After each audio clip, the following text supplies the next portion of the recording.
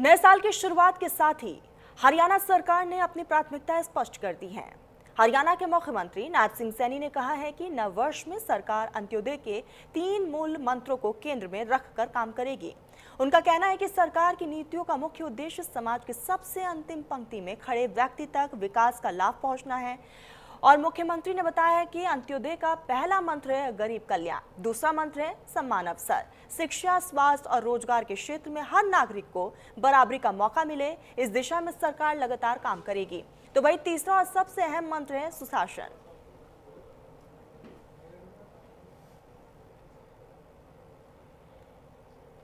हमने पिछले एक वर्ष के अंदर 34,000 युवाओं को, पिछले एक वर्ष में 34,000 युवाओं को बिना पर्ची बिना खर्ची के हमने हरियाणा सरकार में नौकरी देने का काम किया है।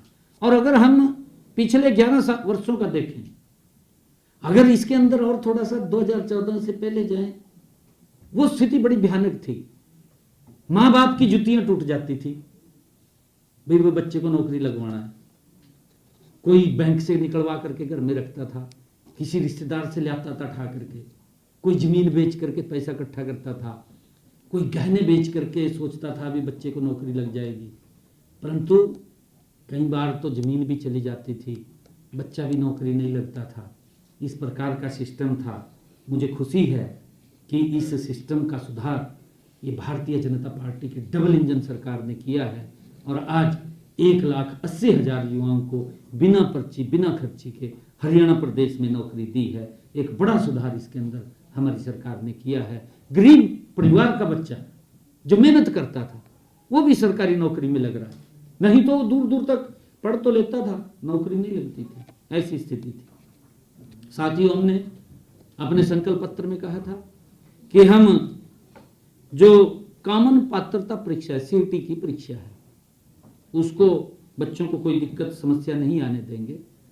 उनका जो टेस्ट था आप लोगों ने भी देखा है, पूरे प्रदेश ने देखा है।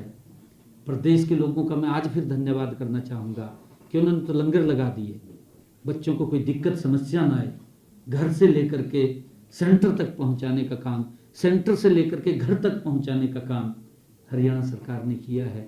उसका एक बड़ा मैसेज हमारे युवा साथियों में गया है, उसका परिणाम भी हमने घोषित कर दिया है।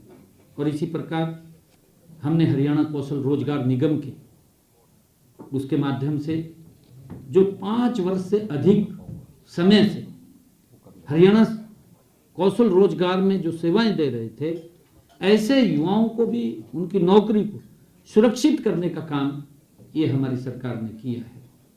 साथियों, नए साल में हम देश के यशस्वी प्रधानमंत्री आदरणीय नरेंद्र मोदी जी के विकसित भारत 2047 के संकल्प को हरियाणा के माध्यम से गति देने का काम हमारी सरकार कर रही है।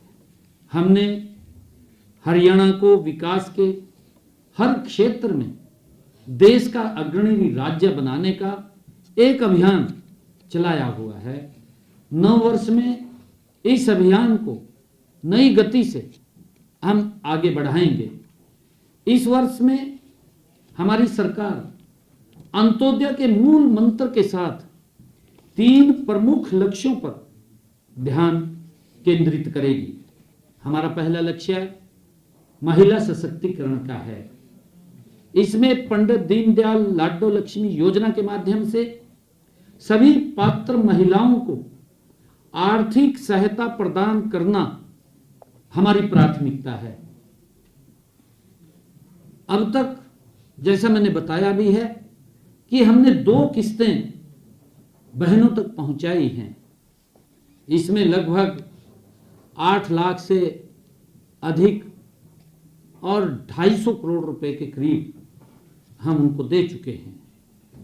और आज भी आप सभी मीडिया चैनल्स के माध्यम से, आप सभी पत्रकार छायाकार बंधुओं के माध्यम से मैं प्रदेश की बहनों से आज फिर निवेदन करता हूं कि सभी बहन बेटियां से अनुरोध है कि आप इस योजना के पोर्टल पर पंजीकरण करवाकर इस योजना के साथ जुड़े, इसका लाभ उठाएं। मैं आज भी आप सबके माध्यम से उनको निवेदन करता हूं। फिलहाल बुलेटिन में बस इतना ही। देश और दुनिया की तमाम बड़ी खबरों के लिए आप देखते रहिए न्यूज़ इंडिया।